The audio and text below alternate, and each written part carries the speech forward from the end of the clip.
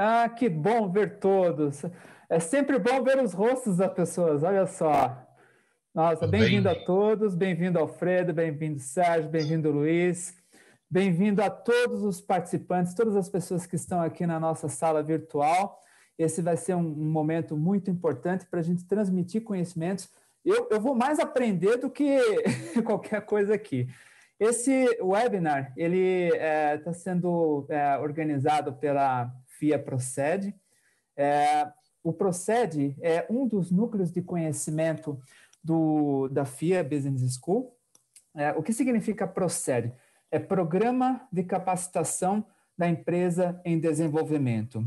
E eu gostaria de chamar a atenção para esse Czinho do Procede, que fica bem no meio, porque ele indica a capacitação dessas empresas. E esse é realmente um dos principais objetivos desse núcleo de conhecimento. É transmitir conhecimentos, transmitir ferramentas para os executivos, os nossos alunos que fazem parte dos nossos programas, para que eles percebam essas ferramentas, esses conhecimentos, de uma forma bastante prática, aplicável. E então, dentro do nosso núcleo de conhecimento, o Procede, nós temos aqui alguns MBAs, alguns cursos muito importantes, como, por exemplo, o MBA em Gestão Empresarial, o pós-graduação em Gestão Exponencial para pequenas e médias empresas. Nós temos também o MBA de Gestão de Negócios em Seguros e Previdência e o Capacitação Gerencial. O webinar de hoje, ainda nesse espírito de transmitir conhecimentos e formas práticas de se entender a nossa realidade de negócios, ele vai abordar as questões das relações humanas das pessoas, dos funcionários com as empresas, em alguns aspectos. Nós, durante o ano que passou, nós temos enfrentado aí novas realidades, novos desafios, novas oportunidades e nós aprendemos muita coisa. Então, é esse o objetivo. O que aprendemos durante esse ano de pandemia que passou? Nesse contexto do que aprendemos, nós vamos abordar aqui 3 aspectos. Os desafios empresariais, especificamente voltados das questões trabalhistas, resultantes aí, né, desse novo processo de trabalho, dessas novas relações. Nós teremos uma oportunidade também de ver, né, elementos de competências pessoais que acabaram se tornando muito importantes. Elas já eram importantes e passaram a ser mais importantes ainda nesse contexto novo digital. E também vamos abordar, óbvio, a gente não pode esquecer, né, que as empresas, elas buscam, não só empresas, as pessoas, os funcionários, todos buscamos resultados. E aí nós vamos ter a oportunidade de ver a abordagem de storytelling para se alcançar esses resultados. Bom, para que a gente possa conversar sobre tudo isso, é realmente um bate-papo. A gente vai ter aqui uma espécie de mesa redonda. Eu tenho aqui a honra de ter comigo 3 amigos, 3 especialistas em assuntos, nesses assuntos que a gente vai tratar. Eu vou começar aqui com, só fazendo uma breve descrição do professor Luiz Bassi. Luiz Bassi, ele é bacharel em Direito pelo Mackenzie, ele tem especialização também em Direito Processual Civil, lá no Centro de Extensão Universitária, pós-graduado em Direito Processual Civil pela PUC de São Paulo, e ele tem especialização em Direito Empresarial pela PUC também de São Paulo, e é pós-graduado em Filosofia e Autoconhecimento, o uso pessoal e profissional pela PUC lá do Rio Grande do Sul. Além disso, o Luiz Bassi, o professor Luiz Bassi, ele também é sócio responsável pelas áreas de contencioso, civil e de contencioso e consultivo trabalhista do Escritório Preto Advogados. Ele também é professor aqui da casa, da FIA Business School. Eu também tenho aqui a honra de ter comigo o professor Sérgio Neri. O professor Sérgio Neri, ele é administrador de empresas com MBA em ênfase em RH pela FIA, FEA, USP. Ele é mestre em filosofia pela PUC de São Paulo, possui mais de 20 anos de experiência em gestão de pessoas, foi executivo da American Express por um período de 15 anos, sendo responsável por planejamento e desenvolvimento em recursos humanos. Ele participou de várias atividades e projetos estratégicos, tanto no âmbito nacional como internacional. Obteve diversas certificações nacionais e internacionais para realizar programas de treinamento e desenvolvimento nas seguintes áreas: liderança, change management, coaching and feedback, diversidade, entre outros. Ele também é qualificado no MBTI, Myers-Briggs Type Indicator, no TMP, Team Management Profile, Hogan Assessment, Situational Leadership 1 and 2, DISC, FIRO-B, Fundamental Interpersonal Relations Orientation. Ele também tem o TKI, PCC, Professional Coach Certification, e o PEC, Professional Executive Coach Certification, e o ALC, Action Learning Coach. É quase uma aula de inglês isso daqui. Desde 2001, ele é professor no MBA, Fundação Instituto de Administração, assim como nos programas MBA in Company para empresas multinacionais e nacionais. Desde 2003, ele é sócio-diretor da AZ Treinamento Empresarial Limitada, AZ Consultores, e atua em programas de treinamento e desenvolvimento, palestras, coaching process e em consultoria para diversas empresas. E tenho aqui também o meu amigo Alfredo Castro. O Alfredo Castro, ele também é professor aqui da FIA, da casa. Ele atua em diversos programas de MBA há mais de 20 anos, palestrante internacional, coach, escritor, consultor empresarial, conselheiro certificado pelo IBGC, CCI, especialista em liderança e corporate storytelling. Ele é diretor executivo da Mott Training and Development, uma empresa de consultoria com sedes em Miami, lá nos Estados Unidos, e em São Paulo, aqui no Brasil. Detém uma carteira de grandes empresas internacionais desde 95. Ele é reconhecido pela comunidade internacional como um dos principais profissionais da indústria global de talent development e é um dos mais conhecidos nomes em modelos inovadores de desenvolvimento de talentos, em metodologias de aprendizagem, desempenho e desenvolvimento de pessoas no local de trabalho. Tem 35 anos de experiência profissional, já atuou para mais de 120 empresas em mais de 25 países, envolvendo continentes como Ásia, África, Europa e Américas, depois de ter uma carreira de sucesso como executivo, como destaque para posições de sócio-diretor internacional. Ele também é autor de 12 livros em 3 idiomas. Suas obras mais recentes são Storytelling para Resultados, Liderança Motivacional, The Art of Management, e sua agenda de negócios engloba trabalhos e palestras em todo o mundo, em diferentes culturas e países, no Brasil, Estados Unidos, Suíça, Espanha, Inglaterra, México, Panamá, Peru, Colômbia, Singapura, Coreia do Sul, Japão, China, Argentina, Alemanha e Canadá. Eu fico muito honrado em tê-los aqui. Boa noite a todos. Eu vou começar com uma provocação, Luiz. Nós temos, de fato, experimentado muitas coisas do ponto de vista de relação entre funcionário e empresas, modelos de negócios que têm surgido e que têm sido utilizados cada vez mais. E, em especial, a gente tem ouvido muito falar a respeito dessa questão de teletrabalho e home office. Você poderia, já começando por aí, dizer um pouquinho a respeito dessas formas, as diferenças que existem ou não existem diferenças?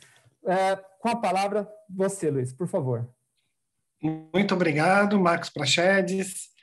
Boa noite a você, boa noite a todas e todos que estão nos ouvindo, professor Alfredo Castro, professor Sérgio Neri. É um prazer dividir esse webinar com figuras tão ilustres da FIA.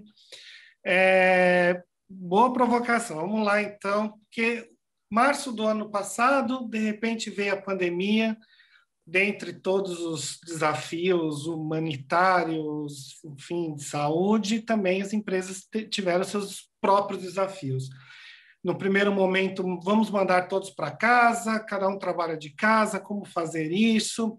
Eu lembro muito bem, tive até que despachar uma petição no Tribunal de Justiça no dia 23 de março do ano passado, e a Praça da Sé assim vazia, e aquele momento de aflição inicial aqui em São Paulo, e com certeza em todas as regiões do país, e os empresários se viram, gestores se viram de repente, o que eu faço? Né? Não dá para parar a operação, tenho que gerir negócio, os pedidos foram feitos, e de repente veio assim, uma enxurrada de dúvidas, e que é muito normal, e que foi um aprendizado conjunto entre empresas e os advogados e o próprio judiciário. A gente tem visto as decisões começarem a surgir com relação a como seria feita essa passagem. É claro que muitas empresas já tinham alguns funcionários trabalhando em casa, mas nós não nessa quantidade que tivemos e que continuou. Sua pergunta é com relação a teletrabalho e home office. Para quem não está familiarizado com o termo teletrabalho foi colocado na lei em 2017, na reforma trabalhista, aquela reforma trabalhista do Michel Temer, que mudou bastante a CLT, e que é o trabalho feito em casa mesmo, feito na residência do empregado. Ele não trabalha na estrutura da empresa, ele pode até ir de vez em quando, mas para uma reunião muito pontual, mas ele não vai trabalhar da empresa. E é diferente do home office. O home office, que é o trabalho de casa, ainda que ele seja exercido também em casa, é um trabalho que momentaneamente é feito em casa. Então, se o empregador fala, olha, diminuiu aqui, então a gente vê aqui em São Paulo, estamos na fase vermelha, fase laranja, agora liberou tal setor, o funcionário volta para trabalhar no local. Proibiu, volta a trabalhar de casa. Esse é o home office. E é comum que as pessoas, os gestores, se confundam. Só que essa confusão, Marcos, traz algumas questões, porque são institutos diferentes. Então, por exemplo, no teletrabalho, você precisa ter um aditivo contratual falando, olha, o meu funcionário vai trabalhar em casa, inclusive tem que ser feito por mútuo acordo. O home office, não. O home office, a pessoa é colocada, porque não tem condições de trabalhar, mas a qualquer momento, olha, segunda-feira vai voltar, ela vai voltar a trabalhar na estrutura da empresa. Isso gera, por exemplo, uma série de questões mesmo em relação, por exemplo, ao controle de jornada, que é uma questão que muito preocupou os empresários aí desse ano já que nós temos de pandemia. Tenho que controlar o horário do meu funcionário? Não tenho. Então, quer dizer que, como ele está trabalhando de casa, ele pode trabalhar até as 10 da noite, meia-noite, 1 da manhã, sábado, domingo. Isso trouxe muita dificuldade de gestão, porque, assim, alguns gestores pensam, a pessoa está trabalhando de casa, então pode trabalhar a qualquer momento. Então, isso foi levado ao judiciário, isso foi motivo de questionamento no escritório, as empresas que estavam sofrendo isso, e a questão ficou sedimentada no seguinte sentido: se é teletrabalho, esse nome diferente, que a gente não está muito acostumado, que tem um aditivo contratual, e se não há realmente um controle ali específico do gestor, o funcionário não tem hora extra, por exemplo. Então, o importante é você fazer esse contrato. Se ele vai trabalhar realmente em casa agora, não tem expectativa de voltar, faça um aditivo contratual, que daí você não vai precisar controlar a jornada. Já em home office, não. Home office, a pessoa está trabalhando de casa, mas ela tem os mesmos direitos. Então, ela tem que ter aquele horário de almoço, ela tem que trabalhar 8 horas por dia. Se ela trabalhar mais do que isso, ela vai ter hora extra. Isso acabou impulsionando uma série de ações judiciais. Por quê? Porque as empresas mandaram seus funcionários para casa e não fizeram, por exemplo, um aditivo contratual para uma forma de teletrabalho, e isso virou um home office, ao mesmo tempo também não controlou a jornada, o funcionário trabalhava a qualquer momento. Então, essa é uma grande questão aí do home office e do teletrabalho. Fora isso, o desafio que foi imposto ainda das empresas, de repente, uma coisa é você escolher um funcionário para trabalhar de casa, você conversa com ele com calma, você vai usar o seu computador, vai levar o computador da empresa. Nós vimos, assim, da noite para o dia, 150, 200, 300 funcionários em empresas grandes, ou 5 funcionários numa empresa menor, mas que são os seus próprios 5 funcionários, tendo que se trabalhar de casa, e a cadeira adequada para ele trabalhar, que tem a questão da ergonomia, a responsabilidade do empregador, e um bom computador para ele trabalhar, e acesso à internet. Então, foram desafios que as empresas tiveram, e é difícil, às vezes, né, para o empregador falar, olha, leva a cadeira aqui da nossa estrutura, leva o computador. De repente, você não tem mais nada lá no imóvel, né? A gente já tem visto a devolução de imóveis, o home office, pelo jeito, veio para ficar, e mesmo o teletrabalho, mas esse desafio de desprendimento mesmo. Ó, leva o que você tem, quase leva a mesa, porque de repente a pessoa não tinha isso, um local adequado. Lembrando, desafio, lembrando que é obrigação do empregador e do gestor, inclusive, fazer essa parte de investigação, num bom sentido, se o empregado está trabalhando no local adequado, se tem uma luz adequada para ele trabalhar, se não está trabalhando jogado no sofá, como havendo uma televisão ligada, isso pode dar um problema de coluna no futuro e isso vai ser acidente de trabalho. Então, esses desafios foram muito importantes, tanto na parte ergonômica, de custos. Eu tenho que, então, arcar com a energia elétrica da minha casa, o empregado questiona o gestor. E as empresas foram, pouco a pouco, com consulta aos profissionais, com cursos, enfim, tentando se aperfeiçoar para lidar com todas essas situações. O empregado não necessariamente ele tem uma sala onde ele vai sentar ali com silêncio para trabalhar. Então, tudo isso representou desafio. Afora, hoje, no sistema de tecnologia que nós temos, então, hoje, porque as pessoas acham, o WhatsApp, vou mandar a qualquer horário. Então, manda um WhatsApp, às vezes, meia-noite, amanhã você me responde, mas não é assim, né? A gente sabe que o WhatsApp, quando chega, a pessoa lê. Então, os gestores também têm que ter essa consciência, precisa mandar a mensagem para o grupo lá de funcionários 11 da noite, meia-noite, não dá para esperar para o dia seguinte. Mas é que senão eu vou me esquecer. Anota numa agenda. Então, são desafios que assim, é quase aquele ditado, né? Trocar o pneu com o carro andando. Os gestores estão se aperfeiçoando junto com a pandemia. Muitas empresas relutavam, né, de mandar os funcionários para trabalhar em casa, viram que funcionou, mas muitas estão sendo demandadas justamente porque não fizeram uma gestão adequada. Enfim, eram essas as considerações com relação ao home office e ao teletrabalho da sua pergunta para a gente começar aqui. Excelente, Luiz. Olha, sabe que ouvindo as suas palavras, me chamou a atenção um aspecto. Entendo que existem grandes desafios que a gente aí vai ter que ainda conviver, muitas adaptações, e você citou uma questão da consciência, né?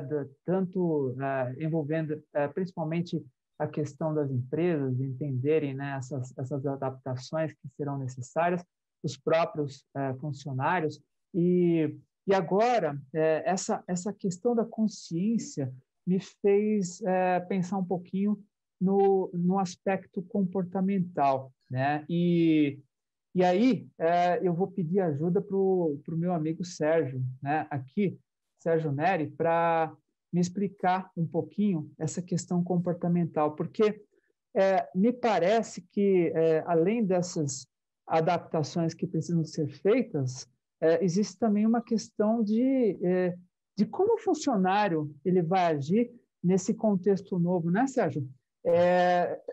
Por exemplo, me fala um pouquinho como é que você enxerga essa questão da motivação, né? Como é que um funcionário ele consegue se sentir parte de uma equipe e eventualmente produzir? Conta um pouquinho, por favor, a sua visão a respeito disso. Ok, boa noite, Marcos. Obrigado pelo convite. Um prazer enorme estar aqui com você e com os meus colegas Alfredo, Luiz Fernando. A minha fala, de uma certa forma, é um pouco da continuidade do que o Luiz trouxe, não é? Porque ele traz, evidentemente, alguns aspectos legais, e eu lembro exatamente também, há um ano atrás, quando nós começamos a conversar sobre essas questões e fizemos aí pela FIA uma das primeiras webinars tratando de como trabalhar em home office, essas coisas todas, eu me lembro de um gestor dizendo assim, então, que você acha, então, de eu fazer reunião depois do horário de trabalho, tipo sexta-feira? Eu falei, bom, como é que você quer que eu te responda isso, né? Diretamente, faço um rodeio? Era uma coisa meio sem sentido. Isso não é que não esteja acontecendo ainda. Então, de vez em quando, você ouve alunos ou pessoas com quem eu trabalho dizendo que o gestor ligou para a casa dele, por exemplo, num sábado à tarde, às 3 horas da tarde, porque achava que ele não estava fazendo nada e podia atendê-lo. Então, isso é um absurdo. Então, o que eu tenho conversado muito, né, tanto em eventos, palestras, webinários, meus cursos, nós tivemos várias aprendizagens, né, nesse período todo. Uma delas é que não há nada fixo nem permanente. Essa é uma coisa que é uma verdade absoluta. Então, aprendemos isso. Me lembro que há muito tempo atrás, quando nós começamos a usar o conceito de resiliência, as pessoas não entendiam direito que palavra era essa. E hoje as pessoas estão vivendo resiliência na sua profundidade. Então, diante dessas questões, né, você tem, por um lado, o que eu chamaria assim, as delícias e as angústias do trabalho remoto, desse distanciamento. Então, por um lado, várias pessoas, né, quer dizer, quase todo mundo foi empurrado para trabalhar de casa, no sistema de home office, teletrabalho, etc. E, logicamente, não sabem, muitas ainda não sabem como gerenciar bem o seu tempo. Então, atropela esse funcionário que hoje, além do trabalho que ele faz de casa, né, home office, ele cuida de afazeres domésticos que ele não fazia no passado, ele cuida da família. Muitas vezes você tem 2, 3 filhos e mais a esposa ou mais o marido utilizando esses espaços comuns dentro da casa. E aí o gestor se pega no seguinte dilema: o meu liderado está desmotivado. O que está acontecendo com ele? Ele, portanto, ele não me entrega aquilo que é preciso e tudo mais. Então, uma das possibilidades que tem, logicamente, essa mudança de chave, eu entendo que foi preciso, e ainda é preciso, porque eu não diria que isso tudo já foi sanado, haver uma mudança de chave na mente do gestor. Porque se eu estou vivendo num mundo muito mais digitalizado, eu não posso ter um mindset analógico. Então, eu não posso ter mais controle do meu funcionário na hora que ele se loga, a hora que ele... Então, as pessoas têm que trancar reuniões. Então, você vai entendendo reuniões uma atrás da outra. E as pessoas, muitas vezes, como o Luiz Fernando trouxe, elas não têm um espaço totalmente adequado dentro da casa delas. Nenhuma delas, nem todas, podem se dar o luxo de falar, eu tenho um escritório. Muitas delas dividem a mesa do jantar, a mesa do almoço, com o seu notebook, por exemplo. Então, quer dizer, essa liderança, ela começou a ter, entre outros dilemas, essa questão: como é que eu gerencio as pessoas agora remotamente? De que forma que eu vou dar feedback? De que forma que eu vou engajar essas pessoas? Ora, lembrando assim que no processo de home office, esse indivíduo, ele continua tendo todos os vínculos com a organização. Então, os princípios, valores, missão, visão, isso tem que continuamente ser trabalhado. Agora, lembrando que esse indivíduo está trabalhando da casa dele, ele não está mais no escritório. Então, para continuar motivando os meus funcionários, os meus liderados, eu tenho que continuar dando feedback positivo, eu tenho que continuar reconhecendo as pessoas. Então, eu reconheço positivamente, publicamente, e converso individualmente com o meu liderado por alguma razão, sobre algum feedback comportamental ou de alguma coisa que ele não tenha sido tão assertivo naquele momento. Então, uma coisa quando eu falo publicamente, outra coisa quando eu falo individualmente. Eu tenho que continuar fazendo avaliação de desempenho, eu tenho que continuar dando a ele metas tangíveis dentro daquele conceito SMART que nós conhecemos, né? Específicas, mensuráveis, atingíveis, dentro de um tempo. Eu tenho que continuar fazendo uma série de coisas que eu fazia. Eu posso delegar atividades, trabalhar por projetos, não posso mais ser um gestor tão autocrático se eu era no passado, então eu vou ter que trabalhar de uma forma diferenciada, eu tenho que fazer check-ins com a minha equipe frequentemente, 1, 2, 3 vezes por semana, querendo saber como é que estão as pessoas. É muito normal que hoje isso aparece, às vezes, nas trocas de e-mails. As pessoas, ao mandar um e-mail, ela manda um e-mail e diz: olha, espero que esteja tudo bem com você. Porque é sabido que as pessoas estão passando por vários problemas, por vários dramas, por muitas perdas, etc, etc, etc, né? Então, ele tem que ser um pouco mais condescendente, porque se a pergunta, né, ou, por exemplo, o que nós aprendemos? Então, nós aprendemos também a ser mais tolerantes com as pessoas, mas também não vamos esperar milagres, né? Porque quem era uma pessoa extremamente grosseira, ela, um ano depois, ela não vai transformar-se, né? Então, não vamos imaginar um milagre disso. Então, por exemplo, quando a gente fala do uso da inteligência emocional, que está atrelado ao autocontrole, que está atrelado ao autoconhecimento e que está atrelado ao processo de empatia, né? Porque empatia sou eu com o outro. Não vamos imaginar também que todo mundo vai sair desse processo totalmente empático com as demais pessoas. Não vão. Porque nós sabemos que existem pessoas que já naturalmente faziam isso e continuam praticando e melhoraram muito. Agora, nós temos algumas pessoas que não farão isso. Mas o que é sugerido é que esse gestor de pessoas, ele trabalhe essas questões que ele tem para trabalhar. Então, cabe, logicamente, ao gestor criar esse ambiente motivador. Agora, lembrando que esse processo de motivação, Marcos, é sempre um processo de mão dupla também. Porque eu não posso colocar toda a responsabilidade no gestor e tenho que pensar também que o liderado tem um papel também de como que eu estou fazendo para poder me engajar nessa organização. Excelente, Sérgio. Muito obrigado por essas considerações. Eu entendo que esse processo de motivação, pelo que você falou, é um processo muito importante de duas mãos, né? Ele vai ter os seus impactos, ele vai acabar tendo reflexos na progressão tanto das empresas quanto dos colaboradores.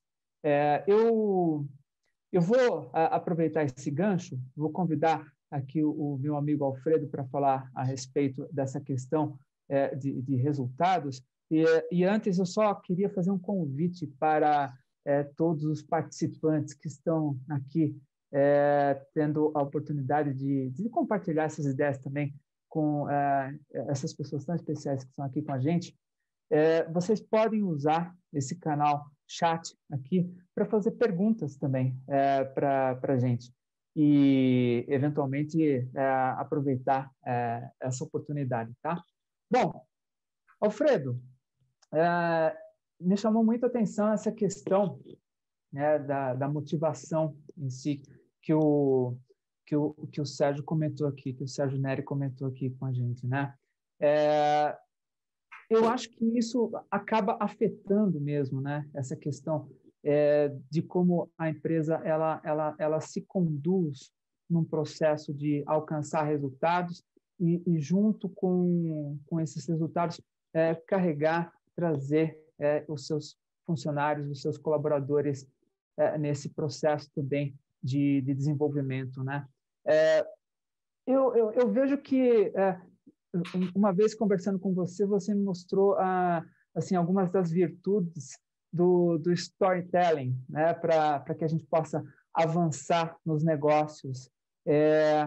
Como é que essa questão pode contribuir, né? A gente já viu duas abordagens, dois pontos de vista.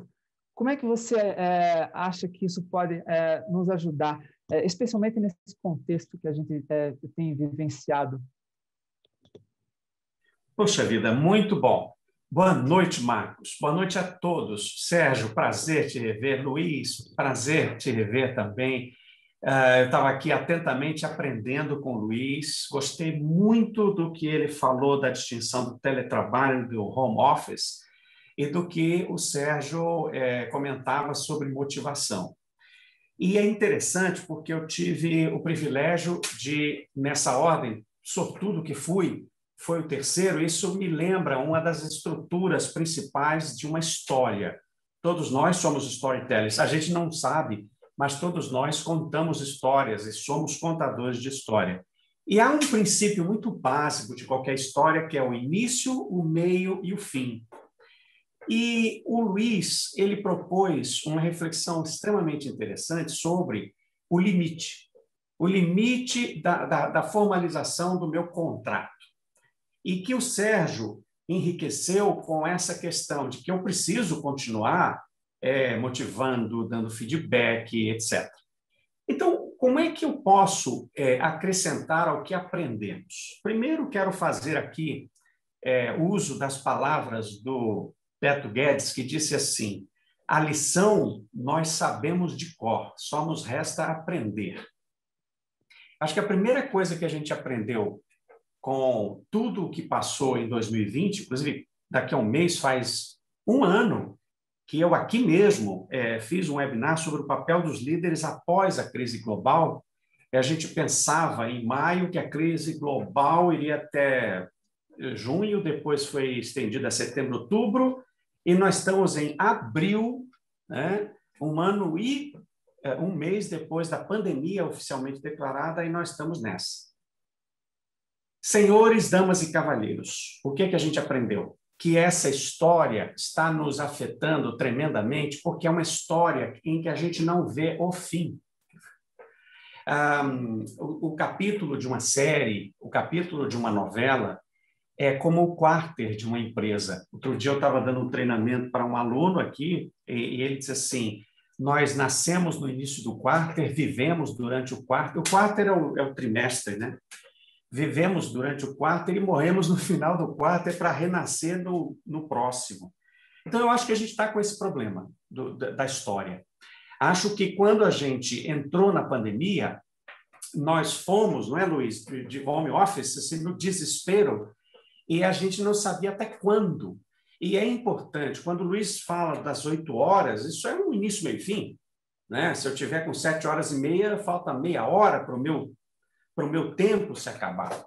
Então, eu preciso receber do Sérgio, que é meu líder, por exemplo, o feedback, como é que eu fui. Só que nunca acaba e nunca termina, né? Parece a buzina do Chacrinha, para quem lembra disso. Então, o que eu gostaria de aportar aqui?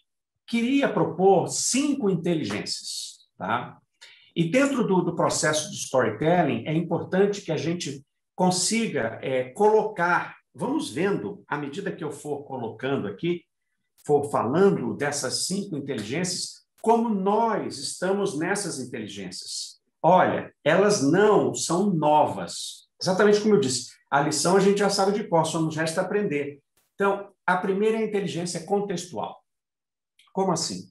É a capacidade da gente não bloquear diante do contexto. Eu tenho 2 irmãos que são pilotos de avião, e eles me ensinaram o seguinte, às vezes você decola num ambiente de nuvens carregadas, tudo escuro, tempestade, só que o piloto de avião sabe que depois que você ultrapassa o limite dessas nuvens, o sol está brilhando lá em cima.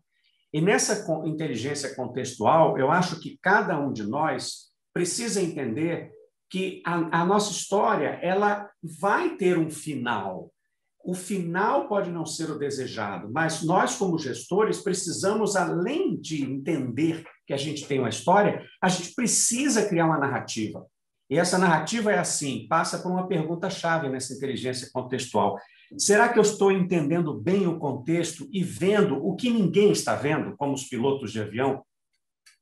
E aí, dentro desse processo do que aprendemos com toda o que aconteceu no cenário global e no Brasil, e ainda acontece no ano passado, é a inteligência moral. Porque aí eu consigo entender e fazer uma conexão. Como é que eu conto a história de uma performance que eu avaliei agora, né? Como é que eu dou um feedback preciso com uma pessoa que está remota e que eu não vejo há 1 ano e meio, fisicamente? Então, tem essa inteligência moral. Como é que eu declaro, não é, Luiz? Se eu trabalhei 9 horas naquele dia e no outro dia eu trabalho 6 horas, como é que eu uso a minha ética? Então, eu tomo decisões baseadas em valores. Então, com o mundo virtual, o que a gente aprendeu? Que, essencialmente, eu preciso criar agora não alguma coisa que eu vá fazer de forma correta para que os outros possam ver. A pessoa mais importante é a pessoa do espelho, que sou eu mesmo, que estou vendo o que eu estou trabalhando ou não. Então, o controle ele se desloca, como dizia o Sérgio muito bem, do líder para o liderado, para todos. E aí vem a inteligência digital, que é a terceira. Nessa inteligência digital é muito interessante porque a tecnologia ela veio para ficar.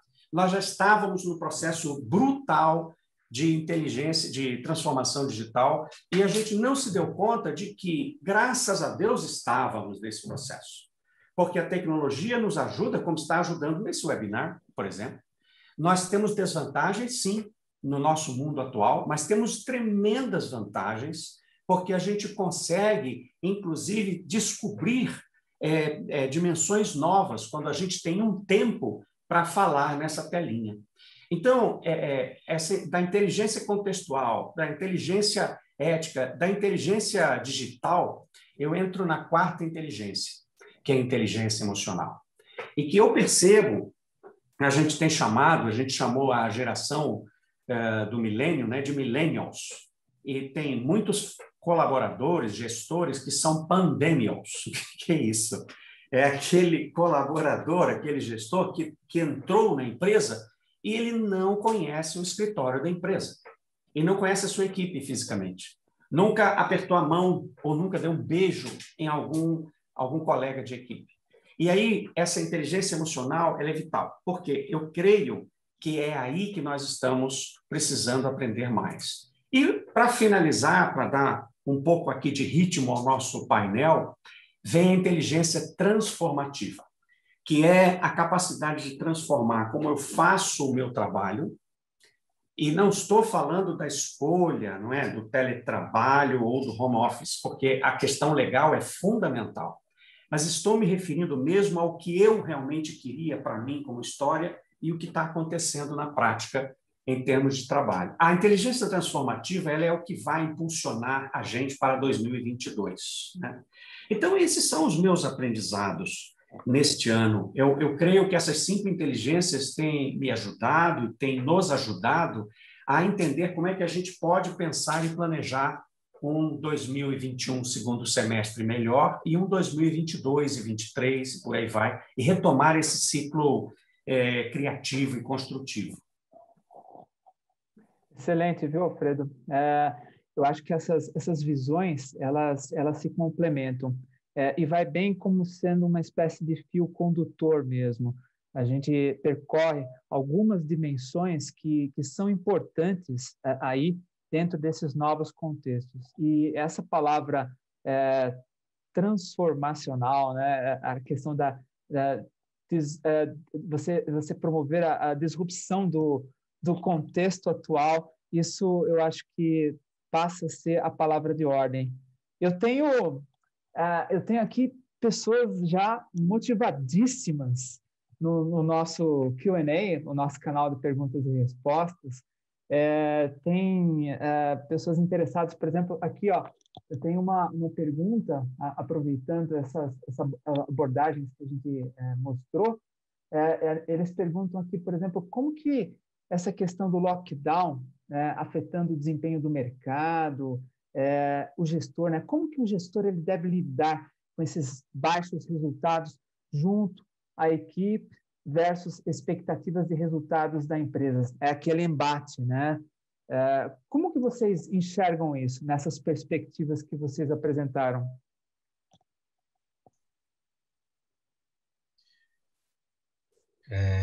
Bom, eu vou dizer alguma coisa que me vem à mente. Nesse momento, eu penso assim que entre várias aprendizagens que tivemos, também aprendemos assim que somos seres adaptáveis. Então, portanto, ser adaptável nesse novo contexto, nesse novo momento, claro que empresa, gestor, liderado, equipe, enfim, todo mundo adaptando-se a isso. Logicamente, essas metas que tinham sido traçadas, provavelmente no início do ano passado, elas têm que ser revistas, né? Porque se grande parte do tempo, a depender do business que essa empresa opera, ela não pode imaginar que as metas vão ser cumpridas da mesma forma. Então, o que eu venho percebendo também nas conversas e nos trabalhos que faço como consultor, é isso. Quer dizer, todo mundo está revisitando, revendo as suas metas, pensando na melhor forma que eu posso operar, que eu posso trabalhar. Penso que também as pessoas aprenderam, se tornaram, portanto, mais inovadoras, mais criativas também, que tiveram que encontrar e se deram conta de uma situação tão complexa que ninguém estava preparado para isso, né? Ninguém, absolutamente. Por mais que nós pensássemos em cenários futuros no passado, ninguém imaginaria que um vírus letal e transparente ia mudar a vida de todo mundo. Porque todo mundo sabe, não foi o diretor-presidente que fez isso, não foi o diretor de inovação, etc., etc. Então, o aprendizado foi esse. Então, ter uma boa revisão dessas entregas e dessas metas se faz necessário. É isso. Excelente. Obrigado, viu, Sérgio? Alfredo, gostaria de fazer um comentário adicional? Quero sim. Inclusive, o Sérgio falou, deu uma recomendação muito interessante, viu, Sérgio? E até queria ver o Luiz nesse sentido do limite. Tem uma coisa muito interessante, que aqui eu estou vendo pelo chat, que a Fernanda falou assim: como ver o final se não há previsão de término da pandemia? Então, atenção, vou voltar a um ponto aqui interessante. Nós vivemos de esperança, nós vivemos de uma imaginação. O Sérgio, quando diz assim, a gente precisa rever a meta, entender a meta, e a tua pergunta, Marcos, falou assim, com esse lockdown, como é que a gente pode fazer? Veja, atenção, porque também a gente viu rapidamente, existem várias organizações que não estão em silêncio exatamente, mas várias organizações que tiveram exatamente o oposto.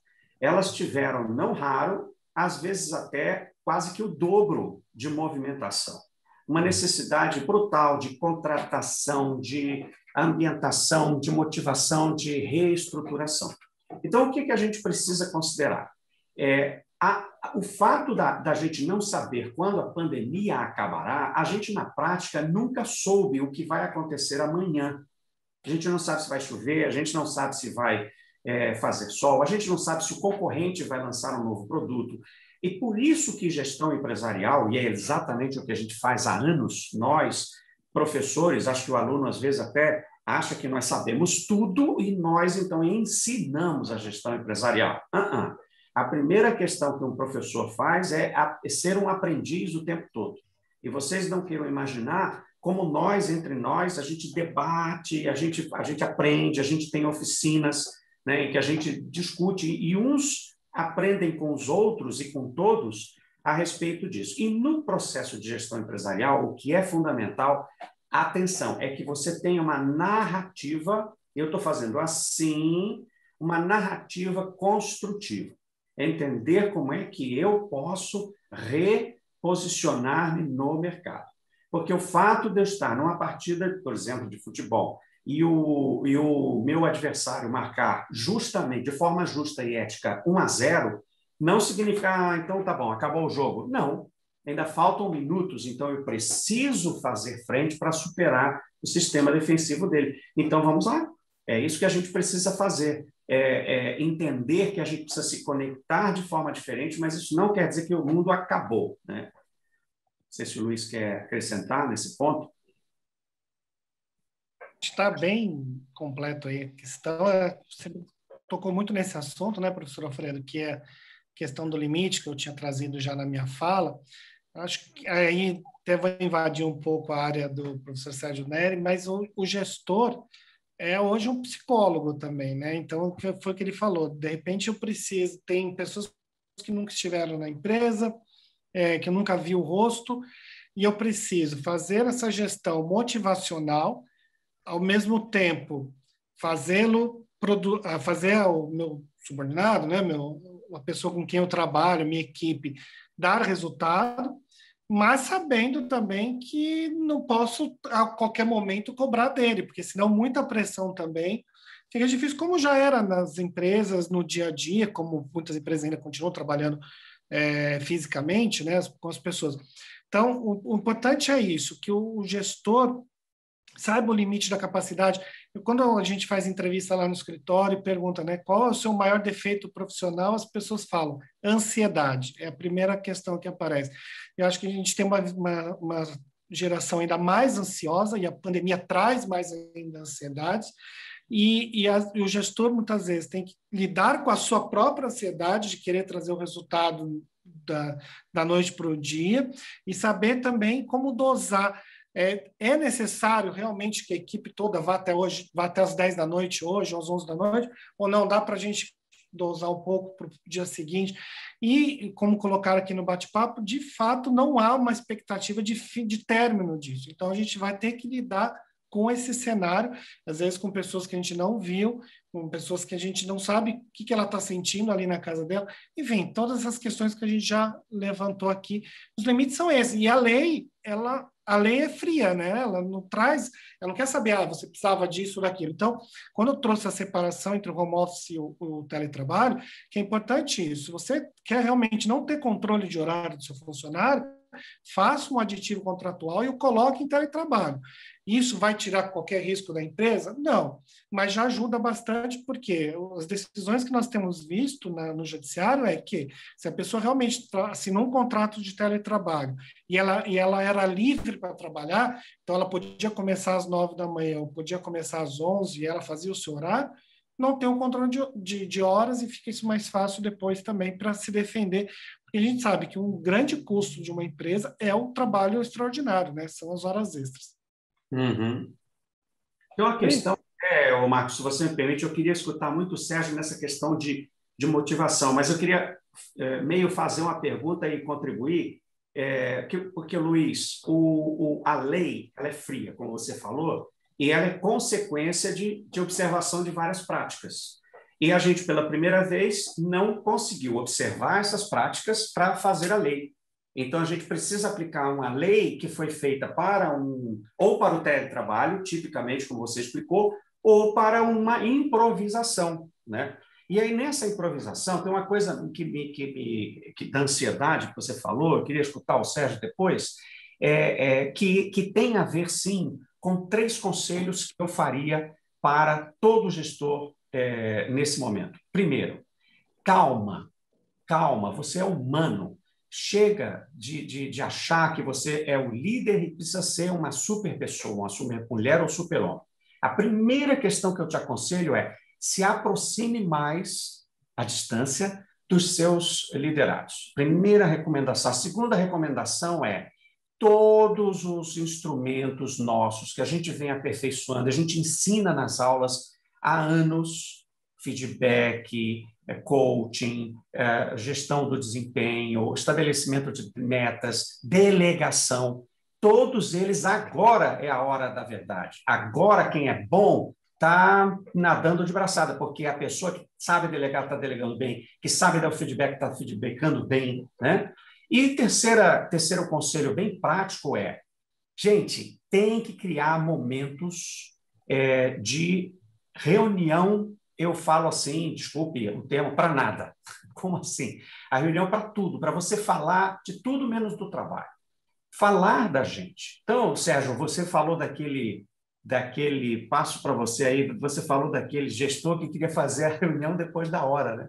Aí já deu, né, os burros na água, não é isso, Sérgio? O que você acha dessa questão da motivação? Então, nesse caso desse gestor, era justamente o processo de antimotivação, né? Porque o funcionário, evidentemente, fala assim, o professor, o que eu faço? Eu atendo a ligação ou não? Eu falo assim, sempre depende de quanto você está disposto a se expor. Não se faça de louco, se faça de mudo, não atenda essa ligação. Mas daí ele pode me repreender depois e tudo mais. Então, como você disse, e isso, você disse exatamente o que eu diria também. É preciso ter calma nesse momento, todo mundo está aprendendo nesse momento, então é momento, claro que essas práticas de feedback, de coaching, etc., já foram ensinadas assim, já de décadas atrás. Agora, essa hora é uma hora de mais sensibilidade. Então, eu vi até uma pergunta aqui do Cristiano, quando ele vai falando sobre um gestor que é recém-chegado na empresa, o que eu tenho que fazer? Eu tenho que fazer uma leitura dos meus liderados, né? Quem são essas pessoas de verdade? Porque muitos foram contratados, por exemplo, durante essa pandemia, e eu nunca dei a mão para ele, eu nunca dei um abraço, mas nesse momento, se eu tenho essa possibilidade de vê-lo aqui por meio dessa câmera e trocar ideias e figurinhas com ele, e aí eu vou fazer isso individualmente, eu posso fazer isso coletivamente, posso fazer essa happy hour para jogar conversa fora, da mesma forma que existia essa happy hour às sextas-feiras, aliás, que eu nunca entendi por que happy hour é sempre depois do horário de trabalho, né? Mas essa é uma outra consideração. Eu sempre entendi que happy é uma coisa feliz e eu tenho que estar feliz no meu dia de trabalho, não depois que termina. Mas isso nós deixamos para uma outra webinar. Então, é momento desse líder, então, ler a sua equipe e também da equipe ler esse liderado, porque o líder, que lembra que tanto um como o outro também são humanos. Então, se eu sou líder de pessoas, mas eu também tenho 3 filhos na minha casa e tenho minha companheira, meu companheiro que está junto comigo e tenho o meu cotidiano, como é que eu lido com isso? Também sou humano. Agora, lembrando que essa liderança, ela tem um papel maior, né? Eu diria maior nesse sentido, né? De criar esse ambiente motivador. Então, é momento agora dela colocar todas as fichas delas nesse sentido.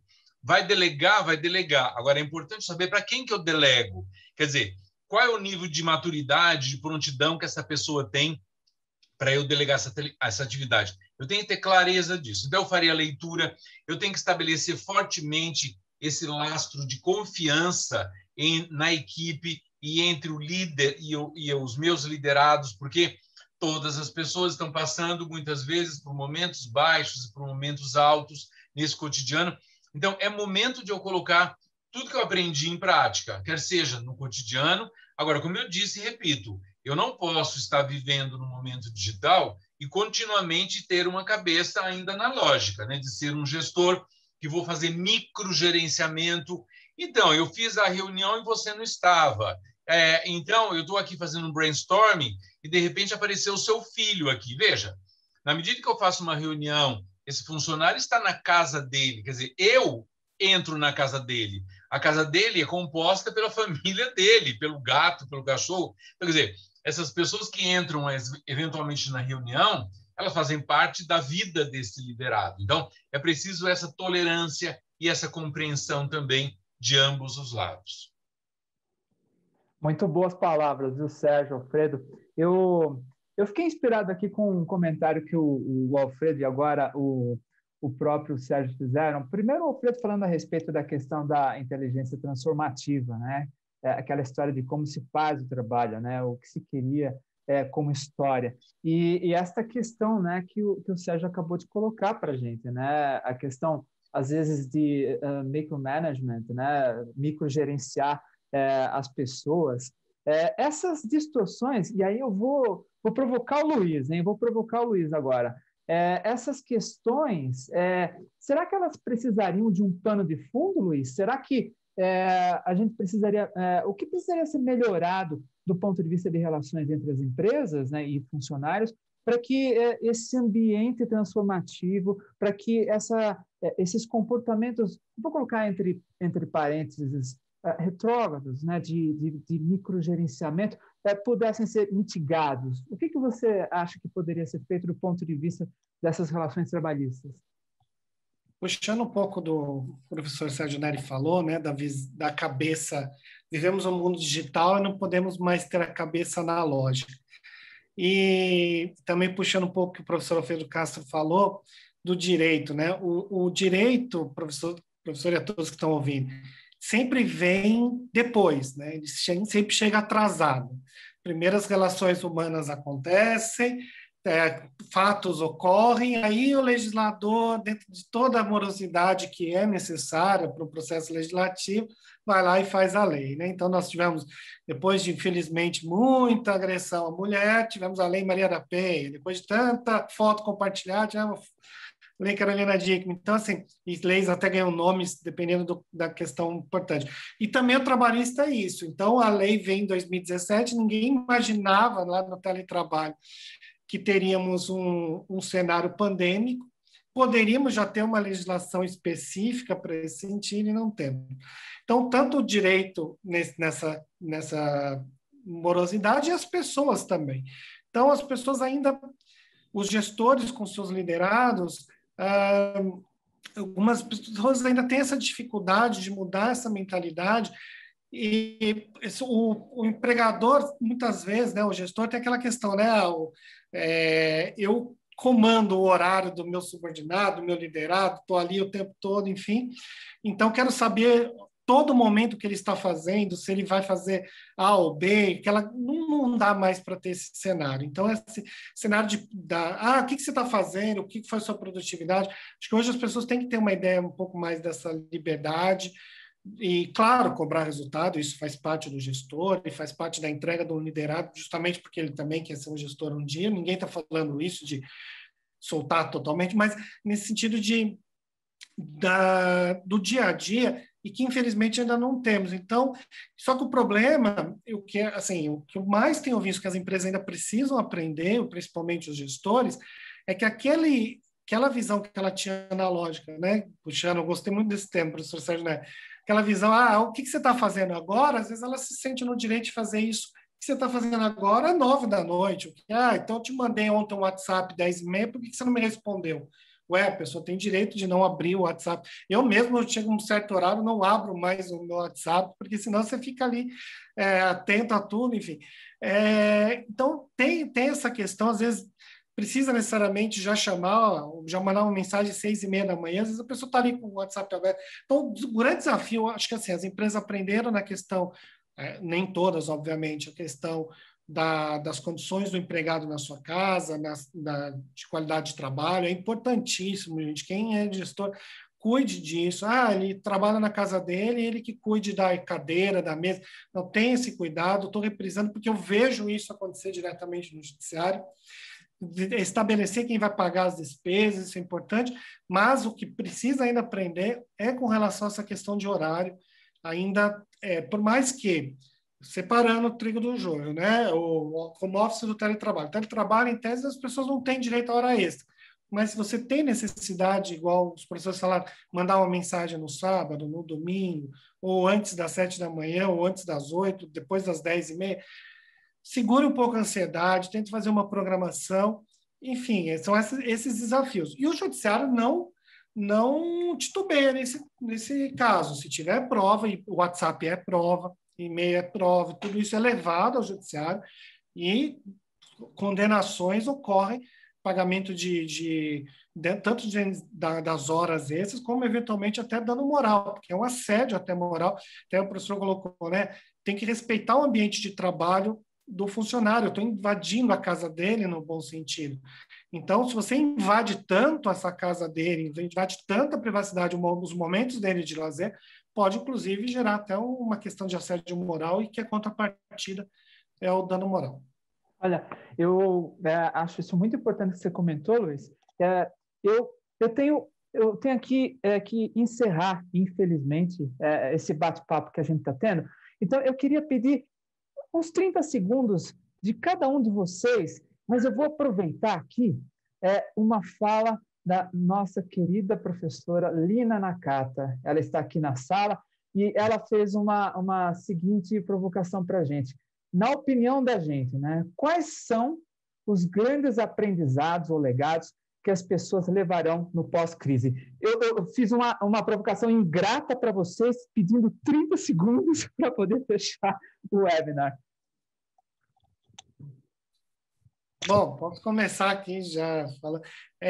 Me chamou a atenção também essa provocação da Lina. Que bom que você trouxe, Marcos, porque realmente o legado. Vamos lá, rapidinho. Primeiro, é possível sim trabalhar à distância. Os empregadores, os gestores entenderam que os funcionários sim, podem e são responsáveis. Quando tem metas, quando tem resultados para apresentar, seus trabalham sim, não necessariamente no horário. Eu lembro muito do filme do Chaplin, do Tempos Modernos, que é um filme brilhante para relatar a questão do trabalho. Tem um relógio lá, todo mundo chegando na empresa ao mesmo tempo. Não há mais necessidade. As pessoas podem respeitar o seu relógio biológico. Claro, reuniões têm que ser marcadas. Mas, enfim, o grande legado dá para trabalhar muito bem de casa, mas ao mesmo tempo que há esse legado, há ainda um aprendizado. Precisamos entender que cada um tem o seu momento, cada um tem seu momento de criação, seu momento de produtividade, e os gestores, na sua visão agora mais digital, precisam entender nesse sentido.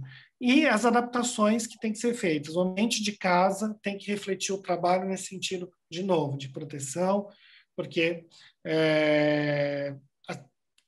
acidentes de trabalho podem ocorrer, lesões, enfim. Então, temos que ter sempre esse cuidado com a pessoa que está trabalhando de fora. Acho que expandi meus 30 segundos aqui, ainda bem que é um pouco mais livre, mas enfim, não tocou uma campainha. Mas eu fui ingrato. Eu dei 30 segundos para uma pergunta como essa. Vamos lá. Então, eu disse isso logo no começo da minha fala e eu repito. Eu acho que o grande legado que nós levaremos será esse aprendizado, que não tem nada fixo e nada permanente na vida. E que essa pandemia nos mostra isso. Todos os planos, todos os projetos que nós tínhamos para realizar no ano passado, vários deles nós tivemos que abortar. Nós cancelamos férias, nós cancelamos viagens, nós cancelamos tantas coisas. Então, isso não significa que nós não vamos continuar planejando. Como o Alfredo disse, nós vivemos de sonhos. Eu sou um sujeito focado em tempo e em planejamento. Agora, eu aprendi que as coisas não são fixas, nada é permanente. Então, portanto, cada vez mais eu vou ter que aprender isso, que nós vamos vivendo a cada dia eu fecho essa noite e falo, o que eu aprendi no dia de hoje? E assim será, dia a dia. Maravilhoso. Em 30 segundos, 3 coisas. A primeira, aprenda. Nunca eu aprendi tanto e nunca eu dei tanta aula, nunca eu fui tão chamado para dar aulas ou fazer treinamentos. Por quê? Todo mundo está reaprendendo. Então, essa é a primeira dica. A segunda entenda um pouco mais o que significa contar uma boa história. Então, essa ideia dos sonhos, essa ideia dos fatos, essa ideia de que a gente realmente vive entendendo e imaginando o amanhã. Então, o storytelling é extremamente poderoso e vai nos revigorar e nos orientar. E a terceira dica é aprender a aprender. Eu acho que um grande legado de 2020 foi a gente questionar o que a gente achava que sabia. Então, tem aqueles 4 níveis, estágios de competência e consciência do Martin Broadwell, que dizia assim, o primeiro, eu nem sei que não sei. O segundo, eu até sei que não sei. E depois o terceiro, eu sei que sei. E o quarto, eu agora nem percebo que eu sei. Eu acho que a gente, com a pandemia e com a crise, a gente voltou ao estágio número 1. A gente nem sabia que não sabia tanta coisa. Então, bora aprender. A lição a gente sabe de cor. Só nos resta aprender. Muito bom, Alfredo. Olha só, é uma pena, uma grande pena que o nosso tempo acabou. A gente já estourou 4 minutos. Sensacional essa conversa, esse bate-papo com os meus amigos aqui, Luiz, Alfredo. Oi? Isso vai dar hora extra, né, Luiz? Isso vai dar hora extra. Eu estou com um advogado aqui na sala, eu estou perdido, entendeu? Não, até 5 minutos não dá. Muito bom. Na área aqui. Muito bom. Então, olha, eu queria muito agradecer assim, a honra de estar com vocês aqui, de poder estar compartilhando essas experiências. Agradeço imensamente a todos os participantes, as perguntas muito boas que foram feitas aqui, tanto no nosso chat quanto no nosso canal do Q&A. Eu vou agradecer também aqui a nossa equipe de apoio aqui do FIA Procede, que essas coisas todas só acontecem com esse povo todo. Então, eles é que possibilitaram a realização desse evento, tá? Eu lembro para todos que esse evento, assim como também outros que já passaram, né, o Procede gosta de estar presente, de passar os conhecimentos, de passar coisas práticas para as pessoas. Eles todos estão disponíveis no nosso canal YouTube, tá? Então, senhores, amigos, muito boa noite, muito obrigado e até uma próxima. Obrigado, boa noite a todos. Obrigado, até mais. Tchau. Tchau, tchau. Tchau, boa noite a todas e todos. Prazer estar aqui nesse momento com todos vocês. Foi de muito aprendizado.